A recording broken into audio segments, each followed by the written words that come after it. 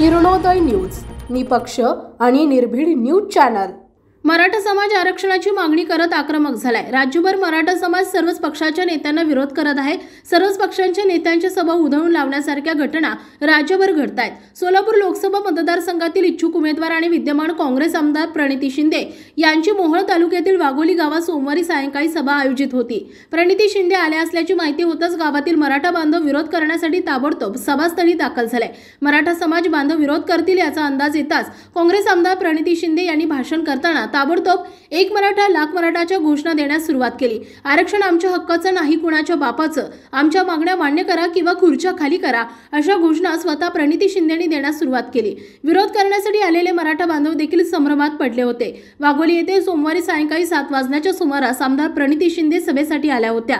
गावातील मराठा बांधवांनी प्रणिती शिंदेंची सभा सुरू असताना त्या ठिकाणी जाऊन विरोधक म्हणून तुम्ही मराठा समाजाशी काय प्रश्न मांडला असा सवाल उपस्थित केला। आमदार प्रणिती शिंदे यांनी मराठा समाजाच्या आरक्षणासाठी जे प्रश्न विधानसभेत मांडले त्याबाबत आठवण करून दिली। मराठा समाजाला ओबीसी कोट्यातून आरक्षण मिळावे या मागणीला संपूर्ण पाठिंबा देत असल्याचं सांगत मराठा बांधवांची समजूत त्यांनी काढली।